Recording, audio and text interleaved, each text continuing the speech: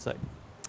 All right, I'm also pleased to say that we are joined by Haji Sayyid Salman Chishti, the Gaddi Nashin, Dargah Ajmer Sharif. Haji Sayyid Salman Chishti, appreciate you speaking with us. I hope you can hear me. Greeting of peace, lots of blessings, and thank you for joining us. We can hear you, and we look forward to have this discussion. Thank you. Likewise, sir. Well, there's a meeting that has happened which was called upon by National Security Advisor, Mr. Ajit Doval. Do you think that this meeting sends a positive message that there are people in the government, that there are people in this government that are ready to listen to minorities and their issues?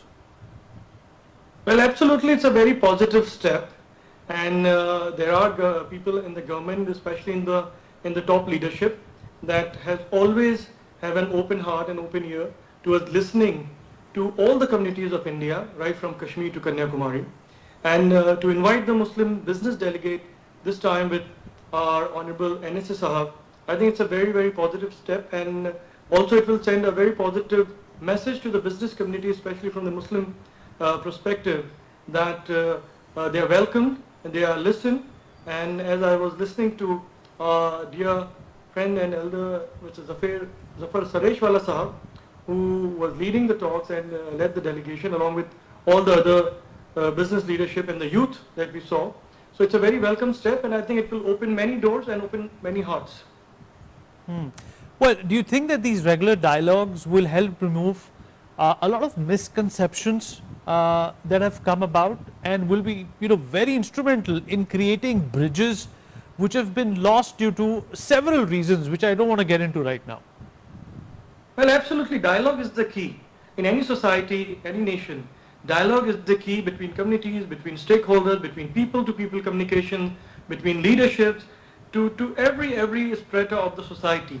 When we engage in positive dialogues, and that leads to the positive nation-building initiatives and steps, more hearts are open and more initiatives come together, and that make us together as a strong and resilient citizen of India, that the leadership and the responsible who are part of the policy making decision, which affects 1.4 billion Indians together, they are open to all conversation, all suggestions, and especially from the minorities perspective.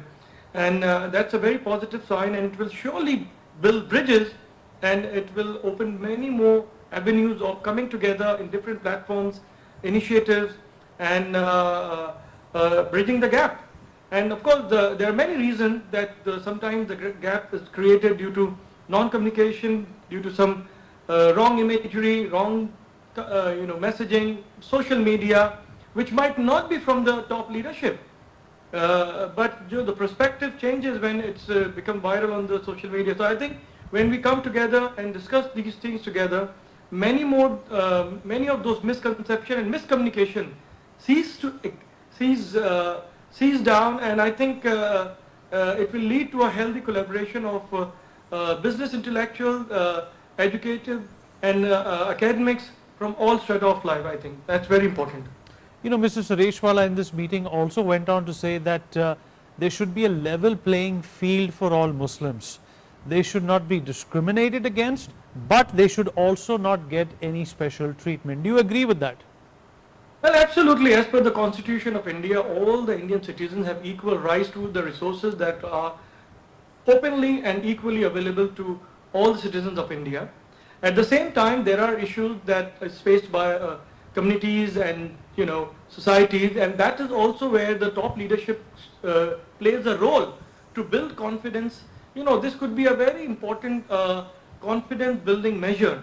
With NSA Sahab, he has been always very open and on the upfront in taking up these initiatives, whether from Kashmir to Central India to South India, wherever.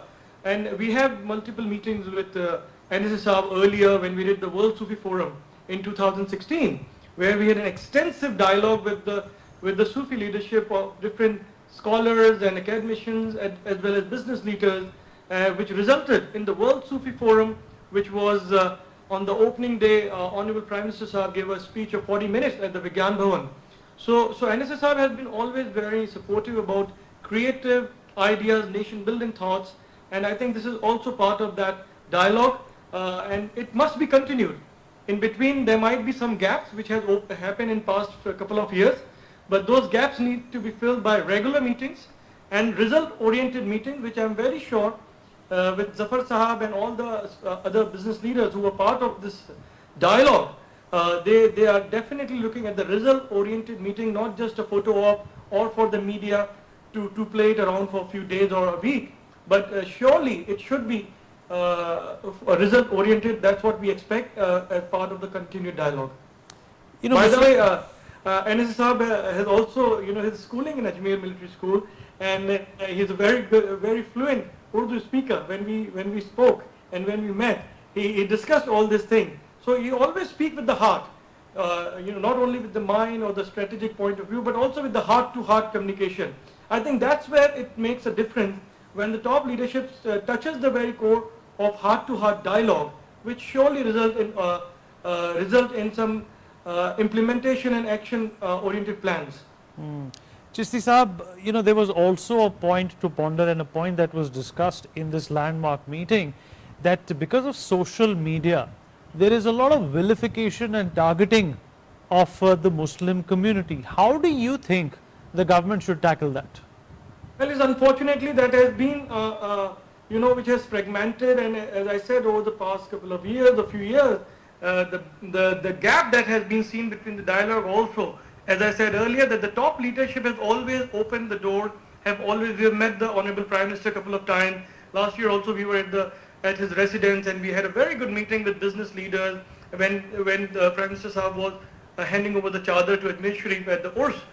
So there are, from the top leadership, there's always open doors and open heart dialogue, heart to heart. But when we talk about the lower strata of this political aspiration, or who aspire to become somebody at the moment, who are nobody, and they use social media as a tool to gain traction by commenting, by certain gestures which are totally unwarranted, unwanted into the Indian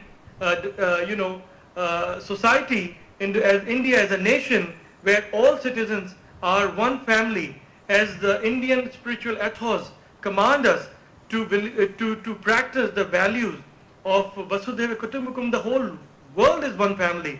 So let alone India and Indians. So the social media did play a role in bridging, opening these pores into the bridge that has always been established, and that should be paved with heart-to-heart dialogues and meetings like this.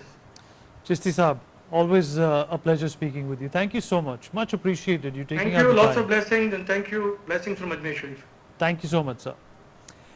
All right. Also, joining us on the program is Mr.